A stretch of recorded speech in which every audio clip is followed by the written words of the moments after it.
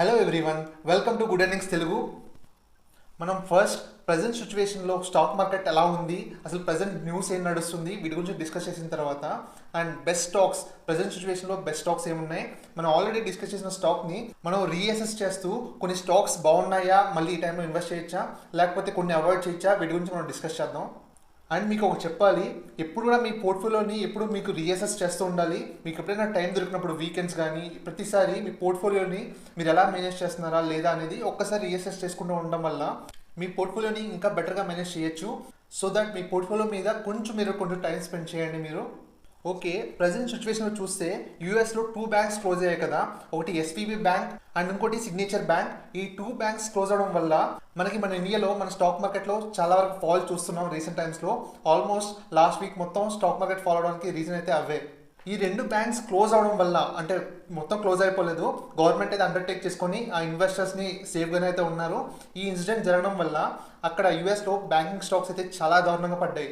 మెయిన్గా local banks almost 60-70%, 80% కూడా follow అయ్యాయి వాళ్ళ స్టాక్ ప్రైజెస్. కానీ అక్కడ యూఎస్లో ఓన్లీ బ్యాంక్ స్టాక్స్ ఒకటే పడ్డాయి. మిగతా స్టాక్స్, టెక్ స్టాక్స్ కానీ వేరే స్టాక్స్ అన్ని మనం లాస్ట్ వీక్లో చూస్తే కొంచెం ర్యాలీ అయితే అయ్యాయి. ఇలా యూఎస్ బ్యాంక్స్ పడిపోతున్నప్పుడు యూఎస్ స్టాక్స్ అయితే ర్యాలీ అవుతున్నాయి కొంచెం. కానీ మన ఇండియన్ స్టాక్స్ మాత్రం లాస్ట్ వీక్లో చూస్తే మనం కొంచెం ప్రెజర్ అయితే మనం చూసాం లాస్ట్ వీక్ మొత్తం. ఈ యూఎస్ బ్యాంక్స్ పడిపోవడం వల్ల ఏ స్టాక్స్కి అయితే ఎఫెక్ట్ వస్తున్నాయి దాని గురించి మనం డిస్కస్ చేద్దాం. మెయిన్గా ఎఫెక్ట్ వస్తుంది ఇండియన్ కంపెనీస్లో కొన్ని IT companies, emphasis, Coforge and కొన్ని ఐటీ కంపెనీస్ ఇంకా ఉన్నాయి. టీసీఎస్ కానీ ఉంది, ఇన్ఫోసిస్, ఈ కంపెనీస్ కూడా ఎఫెక్ట్ వచ్చే ఛాన్సెస్ అయితే కనబడుతున్నాయి. ఈ ఐటీ కంపెనీస్ ఆ బ్యాంక్స్కి అయితే సర్వీసెస్ ప్రొవైడ్ చేస్తున్నారు. ఈ బ్యాంక్స్ కొలాప్స్ అవడం వల్ల ఈ ఐటీ కంపెనీస్కి రెవెన్యూస్ ఎఫెక్ట్ వచ్చే ఛాన్సెస్ ఉన్నాయని చెప్పి ఈ ఐటీ స్టాక్స్లో అయితే లాస్ట్ వీక్ బాగా ప్రెజర్ చూసాం. చాలామంది ఎక్స్పర్ట్స్ చాలా రోజుల నుంచి చెప్తున్నారు ఐటీ స్టాక్స్ పెద్దగా పెరగవు ఇక్కడి నుంచి, అంటే 1 year 1.5 year వరకు పెద్దగా పెరగవు, ఎందుకంటే వాటి వాల్యుయేషన్స్ ఆల్రెడీ పీక్గా ఉన్నాయి. మనం ఐటీ స్టాక్స్ లాస్ట్ ఇయర్లో పడ్డాయి కదా, ఇంత ఫాలో అయిన తర్వాత కూడా ఐటీ స్టాక్స్ అయితే ఇంకా ఎక్స్పెన్సివ్గానే ఉన్నాయి. వాళ్ళు చెప్పడమే కాదు, మనం చూసినా కూడా వాటి మీడియం పీఈ కన్నా అవైతే అన్ని స్టాక్స్, ఇన్ఫోసిస్ కానీ టీసీఎస్ కానీ ఇంకా చాలా స్టాక్స్ కూడా వాటి మీడియం పీఈ కన్నా అబోవ్లో అయితే ట్రేడ్ అవుతున్నాయి. వాళ్ళు ప్రైస్ టు బుక్లో చూసుకున్నా కూడా కొంచెం ఎక్స్పెన్సివ్గానే ట్రేడ్ అవుతున్నాయి ప్రజెంట్ చూస్తే. నేను కూడా ఐటీ స్టాక్స్ పైన బాగా బులిష్గా అయితే లేను. మనకి ఇయర్లో పెద్దగా అంత ర్యాలీ అయితే అవ్వకపోవచ్చు. చాలా వరకు ఐటీ స్టాక్స్ ఈ రేంజ్లోనే కొంచెం పైకి కిందకి ఆ రేంజ్లో అయితే మూవ్ అవుతూ ఉంటాయి అని అయితే నేను ఎక్స్పెక్ట్ చేస్తున్నాను నేను. కమింగ్ టు బ్యాంకింగ్ సెక్టర్, మన యూఎస్లో చూస్తే ఆల్రెడీ 2 బ్యాంక్స్ పడిపోయాయి కదా. ఈ 2 బ్యాంక్స్ పడిపోవడం వల్ల మన ఇండియన్ బ్యాంక్స్కి ఏమైనా ఎఫెక్ట్ వస్తాయా అంటే చాలామంది ఎక్స్పర్ట్స్ చెప్తున్నారు మన ఇండియన్ బ్యాంక్స్కి అయితే ఎఫెక్ట్ వచ్చే ఛాన్సెస్ చాలా తక్కువ. ఎందుకంటే మన ఇండియన్ బ్యాంక్స్ చాలా వరకు చాలా స్ట్రాంగ్గా ఉన్నాయి. సో దట్ మన ఇండియన్ బ్యాంక్స్కి అయితే ఎఫెక్ట్ వచ్చే ఛాన్సెస్ చాలా వరకు ఉండదు. And Indian banks credit rating రీసెంట్గా చూస్తే బాగా ఇంప్రూవ్ అవుతుంది. సో దట్ ఇండియన్ బ్యాంక్స్ ఇంకా బాగా పర్ఫామ్ చేయొచ్చు అన్నట్లుగా వాళ్ళైతే చాలా పాజిటివ్గా ఉన్నారు. నేను కూడా ఇండియన్ బ్యాంక్స్ పైన అయితే నేను కూడా చాలా పాజిటివ్గా ఉన్నాను. మీకు చాలా రోజుల నుంచి చెప్తున్నాను, మీకు ఇయర్ స్టార్టింగ్ నుంచి ఇండియన్ బ్యాంక్స్ పైన అయితే చాలా బులిష్గా ఉన్నాను నేను అని. కానీ ఎప్పుడైనా బ్యాంకింగ్ సెక్టర్లో చూస్తే మనం బ్యాంక్స్ని అంత క్లియర్గా మనం అనలైజ్ చేయలేము. ఎప్పుడు కూడా మనం వేరే కంపెనీ స్టాక్స్ లాగా ఈ బ్యాంక్స్లో మనం అంత క్లియర్గా మనం చూడలేము. కాబట్టి ఎప్పుడైనా మనం బ్యాంకింగ్ సెక్టర్లో ఇన్వెస్ట్ చేసేటప్పుడు ఎప్పుడు ఒక బ్యాంక్ పైన ఫుల్గా ఇన్వెస్ట్ చేయకూడదు. ఫర్ ఎగ్జాంపుల్, మీరు బ్యాంకింగ్కి ఒక 10-20% వెయిటేజ్ ఇస్తున్నారు అనుకోండి మీ పోర్ట్ఫోలియోలో, దానిలో అట్లీస్ట్ 5 స్టాక్స్ కైనా మంచి స్టాక్స్ పైన ఇన్వెస్ట్ చేయడం చాలా బెటర్. మీరు ఇన్వెస్ట్మెంట్ చేసిన అమౌంట్ హ్యూజ్గా ఒక బ్యాంక్ పైన ఎప్పుడు పెట్టద్దు. దాన్ని డివైడ్ చేసి అట్లీస్ట్ ఒక 5 మంచి స్టాక్స్లో తీసుకొని పెట్టడం చాలా బెటర్ ఎప్పుడు కూడా.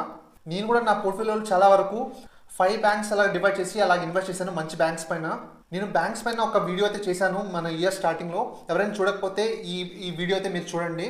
మంచి బ్యాంక్స్ ఏవి మన స్టాక్ మార్కెట్లో ఏ స్టాక్స్ అయితే ఉన్నాయని చెప్పి క్లియర్గా నేను అనలైజ్ చేసి ఆ స్టాక్స్ అయితే మీకు ఈ వీడియోలో చెప్పాను నేను. అండ్ నా పోర్ట్ఫోలియోలో ఏ బ్యాంక్ స్టాక్స్ ఉన్నాయి దాని గురించి మీకు లాస్ట్లో మీకు అయితే ఎక్స్ప్లెయిన్ చేస్తాను ఆ స్టాక్స్ గురించి. బిఫోర్ దాట్ నేనైతే బెస్ట్ స్టాక్స్ చెప్తానన్నాను కదా, ఆ బెస్ట్ స్టాక్స్ గురించి మనం డిస్కస్ చేసుకుందాం. మన ఛానల్లో అయితే డిస్కస్ చేసుకున్న స్టాక్సే. కొన్ని స్టాక్స్ అయితే కొన్ని నేనైనా మిస్ చేసి ఉండొచ్చు, కొన్ని స్టాక్స్ అయితే మీరైనా అంటే కొన్ని వీడియోస్ చూసిండకపోవచ్చు. కాబట్టి మళ్ళీ కొన్ని స్టాక్స్ పైన దానిలో కొన్ని బ్యాడ్స్ కానీ కొన్ని గుడ్స్ కానీ వీటి గురించి మనం డిస్కస్ చేద్దాం ఇప్పుడు. Okay, coming to first stock, Laurus labs stock. రీసెంట్గా మనం వీడియో అయితే చేశాను కదా, ఆ స్టాక్ గురించి డిస్కస్ చేస్తూ ఆ స్టాక్ బయింగ్ లెవెల్ అయితే 280 రూపీస్ అని చెప్పాను. ఆ స్టాక్ గురించి చాలా పాజిటివ్గా అయితే చెప్పాను. ఇదైతే మంచి స్టాక్. 280 లెవెల్స్ ఇప్పుడు 300లో అలా ట్రేడ్ అవుతుంది. 280 లెవెల్స్ అయితే బెస్ట్ టైంలో బై చేసుకోవచ్చు అక్కడ ప్రైస్లో. And coming to next stock, IEX stock. 10 days back అయితే ఆ స్టాక్ని అయితే కొన్నాను నేను. యాక్చువల్లీ పవర్ సెక్టర్ స్టాక్స్ మనకి ఇప్పుడు చూస్తే కొంచెం ర్యాలీ అయ్యే ఛాన్సెస్ ఉన్నాయి మనకి.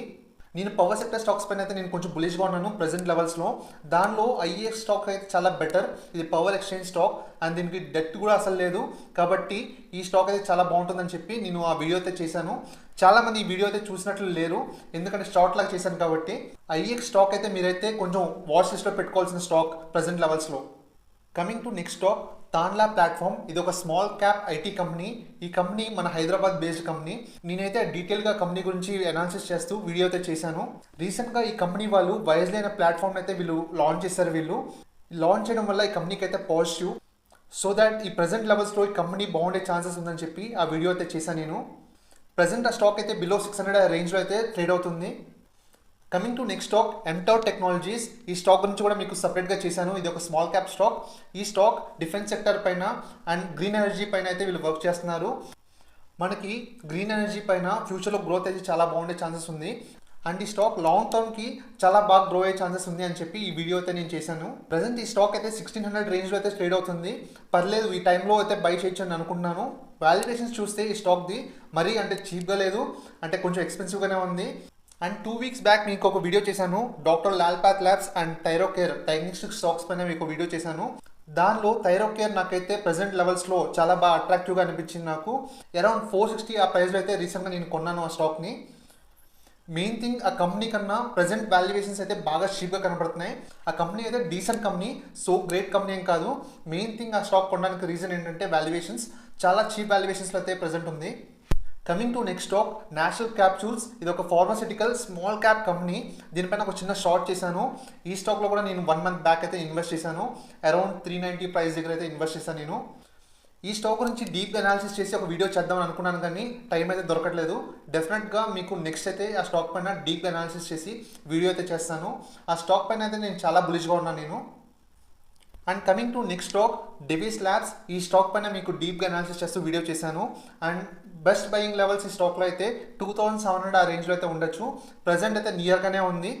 ఈ స్టాక్ లాంగ్ టర్మ్కి మంచి స్టాక్, ఇది లాంగ్ టర్మ్కి బాగా యూస్ చేయొచ్చు ఇది. And next stock, IDFC first bank. ఈ బ్యాంక్ గురించి మీకు చాలా పాజిటివ్గా వీడియో అయితే నేను చేశాను.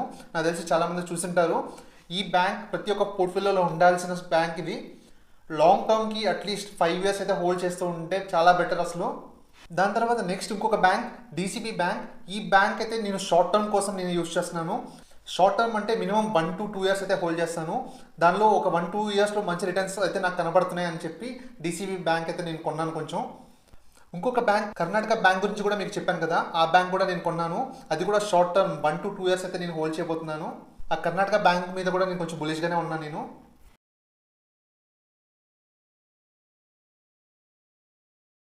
And next stock, global spirits. మీకు ఈ వీడియో చేశాను గ్లోబల్ స్పిరిట్స్ పైన. ఈ స్టాక్ పైన కూడా నేను లాంగ్ టర్మ్లో కొంచెం పాజిటివ్గా ఉన్నాను నేను ఈ స్టాక్ పైన. And coming to sequence science, రీసెంట్గా మనం చూస్తే మనం 62 రూపీస్ పడిపోయింది కదా, దాని తర్వాత ఆల్మోస్ట్ 30% అయితే పెరిగింది ఆ స్టాక్ అయితే. మెయిన్గా అంత పెరగడానికి ఒక చిన్న న్యూస్, ఇప్పుడు వాల్యుయేషన్స్ అంతా పడిపోయాయి కదా చీప్ ప్రైస్కి వెళ్ళిపోవడం వల్ల, చిన్న న్యూస్ వల్ల ఆ స్టాక్ అయితే అంతలా పెరిగింది. 62 ఆ ప్రైస్లో అయితే నేను కొందాం అనుకున్నాను, కానీ కొంచెం లేట్ చేశాను, ఒకసారిగా ర్యాలీ అయిపోయింది. మళ్ళీ 70 ప్రైస్ కన్నా మళ్ళీ బిలో వచ్చినప్పుడు డెఫినెట్గా ఆ స్టాక్ అయితే మళ్ళీ ఒకసారి కొంటాను. And coming to Tata steel stock, నేను వీడియో చేశాను కదా, ఈ ఇయర్ మెటల్ స్టాక్స్ బాగా పర్ఫామ్ చేస్తాయని చెప్పి నేనైతే వీడియో చేశాను. కానీ టాటా స్టీల్ స్టాక్ అయితే పెద్దగా అంటే ఇప్పటి వరకు అయితే ర్యాలీ అవ్వలేదు. ఈ స్టాక్ పైన మరీ అంత హ్యూజ్ ఎక్స్పెక్టేషన్స్ అయితే లేవు. ఈ ఇయర్లో ఒక 20-25% రిటర్న్స్ వస్తాయనే ఎక్స్పెక్టేషన్స్ మాత్రమే ఎక్కువ ఉన్నాయి. And coming to banking stocks, నా పోర్ట్ఫోలియోలో ఉండే స్టాక్స్ గురించి నేను డిస్కస్ చేస్తానని చెప్పాను కదా, దానిలో అంటే ఆర్డర్ వైజ్ అనుకోండి, ఆ లిస్ట్ ఆఫ్ స్టాక్స్ అయితే నేను చెప్తాను. First IDFC first bank. ఈ బ్యాంక్ ప్రతి ఒక్క పోర్ట్ఫోలియోలో ఉండాలి, నేను రిపీటెడ్గా చెప్తున్నాను. అండ్ సెకండ్ బ్యాంక్ నేను IndusInd bank. And third federal bank. Fourth axis bank. Fifth ICICI bank.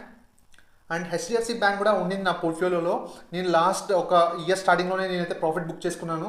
ఎప్పుడైనా ఇంకా ఫాలో అయితే నేను మళ్ళీ అయితే ఎంటర్ అవుతాను. అది మంచి స్టాకే హెచ్డిఎఫ్సి బ్యాంక్ అది.